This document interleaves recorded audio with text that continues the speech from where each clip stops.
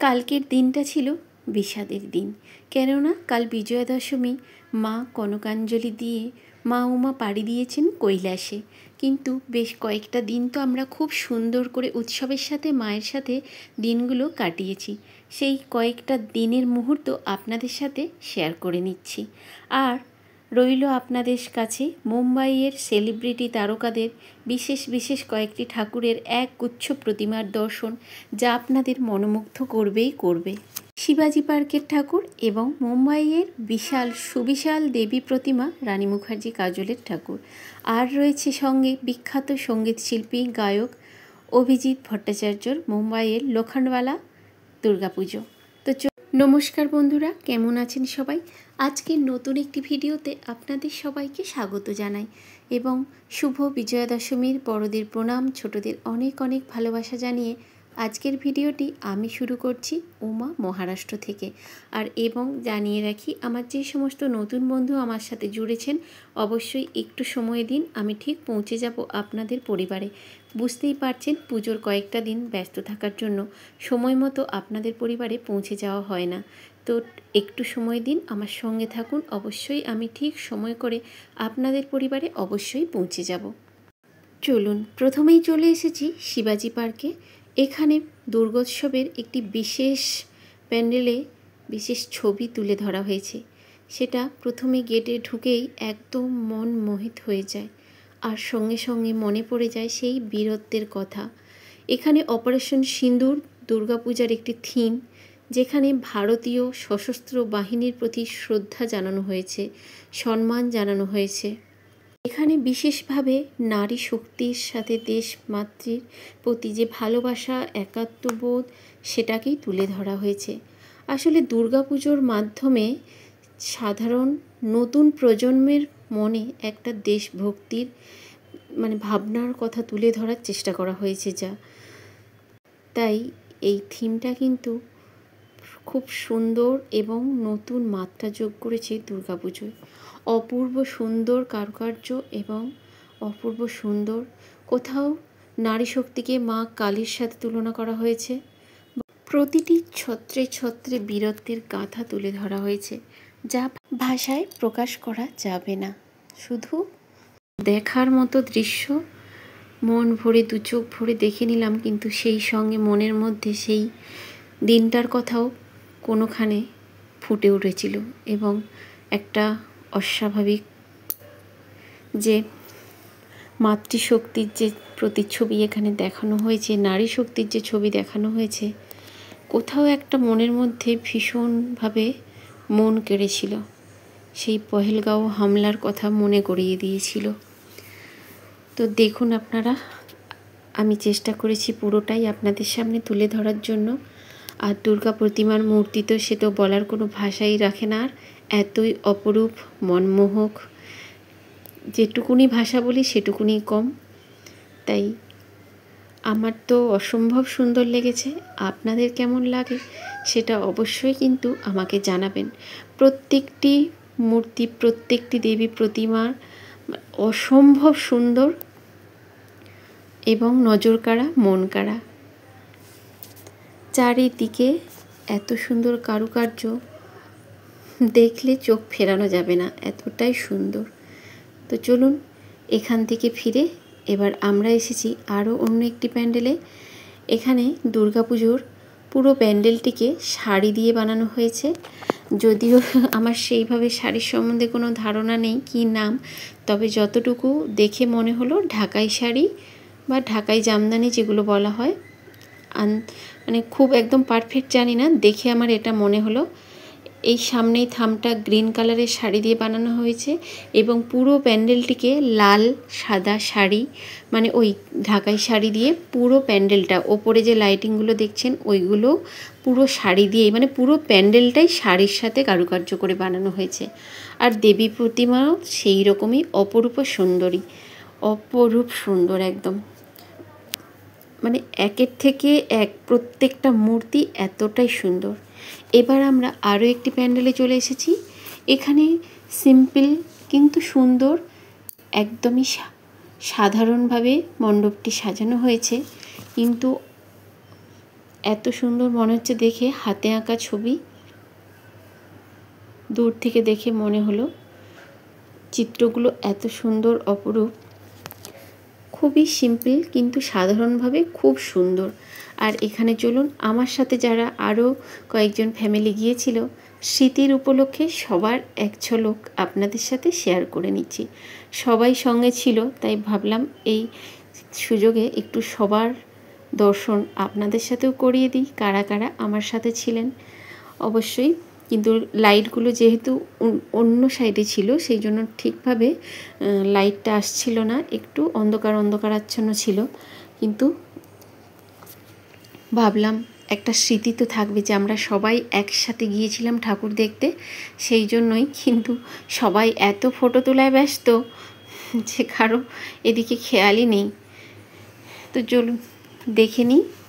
এই যে আমাদের কয়েকজন দাদাভাই, আরও দিদিভাইরা গিয়েছিলেন, তাদের সাথে তাদের ছেলে পুলে। আর এই ছোট্ট বন্ধুটি দেখুন, এত সুন্দর, ওকে ধরা যাচ্ছে না। ও তো একদম খোলা ময়দান পেয়েছে, চারিদিক ছুটে দৌড়ে খেলছে, ওকে কেউ ধরে রাখতে পারছে না।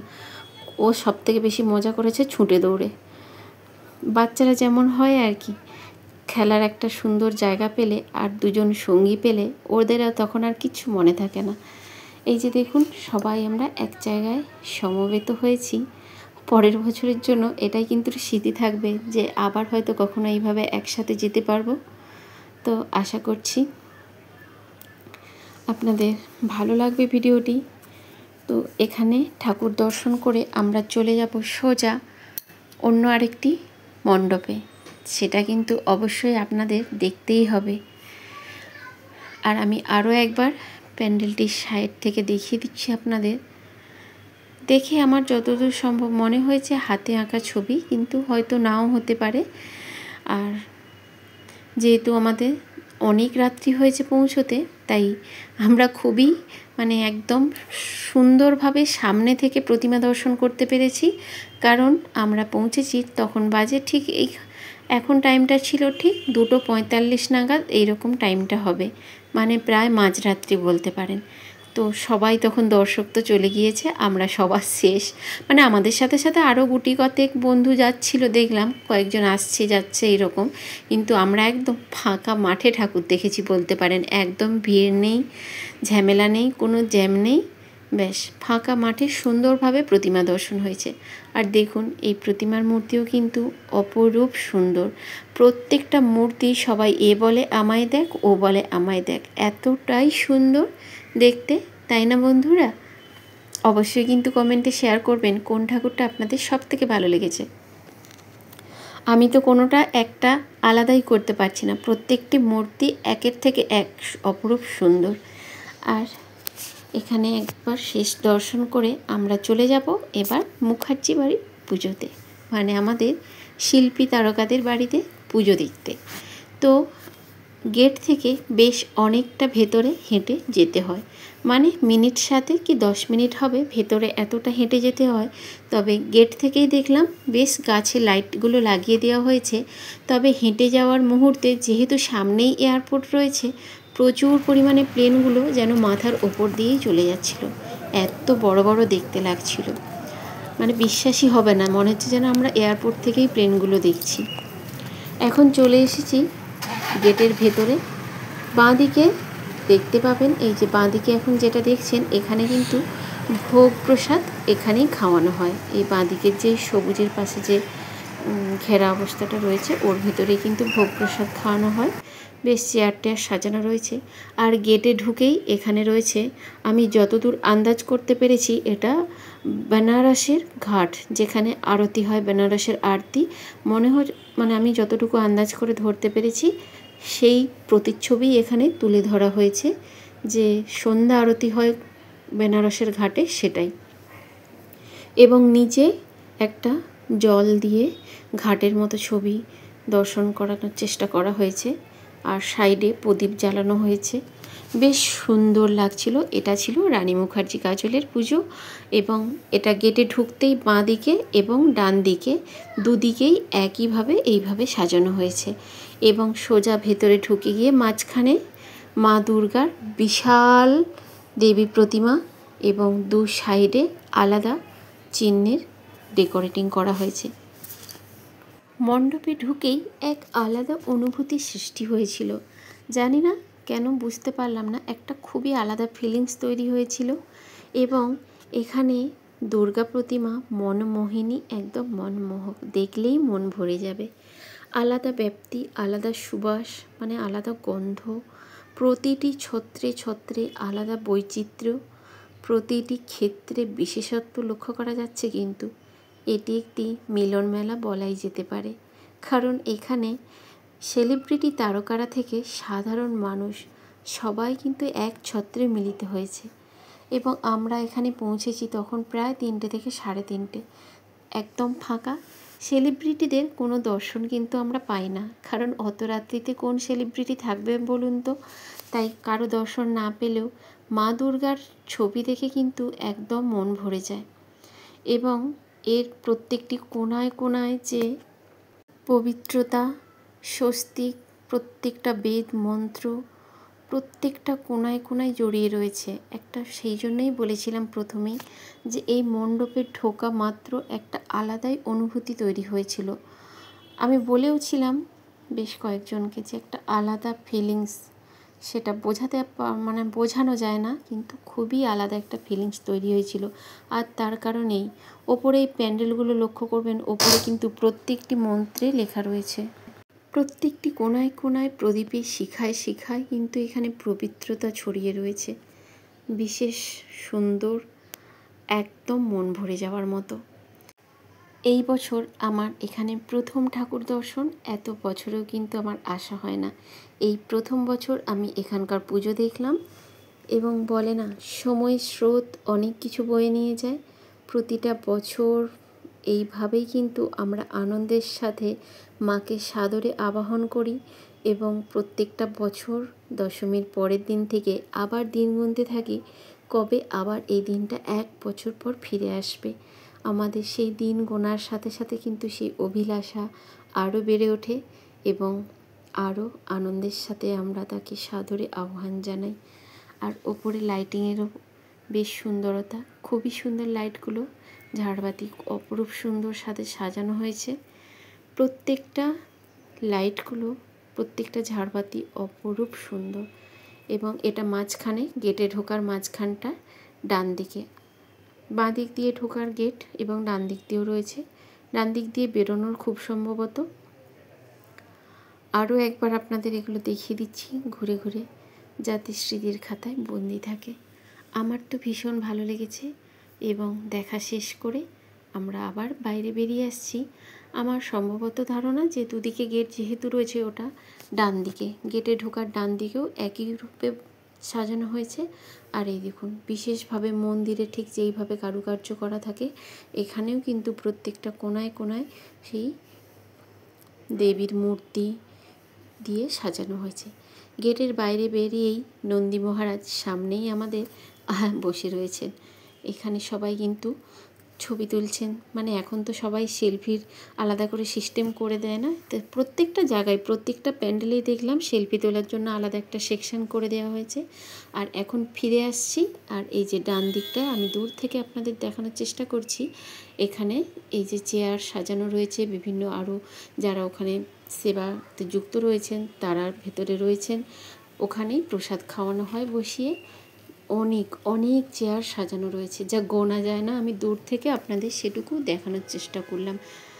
আর এইটাই, মানে প্রত্যেকটা ছত্রে ছত্রে সৌন্দর্য, এত সুন্দরভাবে চেয়ারগুলো সাজানো রয়েছে না, দেখলে সত্যিই মন ভরে যাবে, এতটাই সুন্দর লাগছে। আমি পুরোটাই আপনাদের সাথে শেয়ার করলাম। ফিরে আসছি আবার অন্য একটি ঠাকুর দেখাবো বলে, কিন্তু যাওয়ার পথে আরও একবার শেষবারের মতো দেখে নিলাম। আমরা যেটাকে বেশি ভালো লেগে যায় সেটাকে আমরা একদম স্মৃতির খাতায় বন্দি করে রাখতে চাই, তাই না? ঠিক একই অবস্থা আমারও হয়েছে। ফিরে আসার পথে বারবার মনে হয়েছে ফিরে ফিরে পেছন ফিরে আরও একবার দেখে নিই, মন ভরে উজাড় করে একদম শেষ বিন্দুটুকু খুশি নিংড়ে নিয়ে যাই। তো চলুন এবার এখান থেকে ফেরার পালা। এবার এখান থেকে চলে যাব আরও অন্য একটি প্রতিমা দর্শনে। আর এখানে ব্যবস্থা রয়েছে, যখন ভিড় একদম সামলানো যাবে না তার জন্য এখানে কিন্তু ব্যবস্থা করা হয়েছে ব্যারিকেডের। এই লাইন দিয়ে ব্যারিকেড দিয়ে ঘুরিয়ে ঘুরিয়ে দর্শন করানোর। তো চলুন এবার আমরা চলে এসেছি সেই বিখ্যাত শিল্পী গায়ক অভিজিৎ ভট্টাচার্যের মুম্বাইয়ের লোখণ্ডওয়ালার দুর্গা প্রতিমা দর্শন করতে। আমরা তো তাকে টিভির পর্দায় অনেকবার ঢাক বাজাতে দেখেছি, আর সেই ঢাক কিন্তু এখানের প্যান্ডেলেও লক্ষ্য করা গিয়েছে। মুম্বাইয়ের লোখণ্ডওয়ালার দুর্গাপুজো দাদার পুজো নামেই কিন্তু পরিচিত। ঢাক বাজাতে দেখেছি নিজে হাতে, এবং এখানেও তাই পুজোতে তিনি নিজে হাতে ঢাক বাজিয়ে বাংলার ঐতিহ্যকে, সংস্কৃতিকে দুর্গাপুজোয় তিনি তুলে ধরেন। সাবেকি রীতি মেনেই কিন্তু এখানে বাংলার সংস্কৃতির ঐতিহ্যকে আরও আকর্ষণীয় করে তুলেছে এই পুজো। এখানে প্যান্ডেলের ঠাকুরের ঠিক মাথার ওপরে যে ডেকোরেটিংটা দেখছেন, ওপরে কিন্তু এখানে যে লাল সাদা গোল গোল দেখা যাচ্ছে শাঁখের নিচে, ওইগুলো কিন্তু শাখা পলার, বাঙালি মেয়েদের মানে বিয়ের নিদর্শন শাখা পলার ডিজাইন। এগুলো শাখা পলার রূপকে এখানে এইভাবে সাজানো হয়েছে, ভালো করে লক্ষ্য করলে দেখবেন। আর কলা পাতার ডেকোরেটিং করা হয়েছে। প্রত্যেকটা মানে ঠাকুরের খুব সিম্পলভাবে সাজানো, সাদা প্যান্ডেল, পুরো প্যান্ডেলটা সাদা কভার করা এবং কলা পাতার দিয়ে সাজানো হয়েছে, এবং বাঙালি স্ত্রী বউয়েদের হাতে শাঁখা পলা দিয়ে ওপরে ডেকোরেটিংটা করা হয়েছে। আশা করি আপনাদের ভালো লাগবে ভিডিওটি। আজকের মুম্বাইয়ের ঠাকুর দর্শন আপনাদের কেমন লেগেছে অবশ্যই জানাবেন, এবং দেখা হচ্ছে আরও একটি নতুন ভিডিওর সাথে। ভালো থাকবেন, সুস্থ থাকবেন, নমস্কার।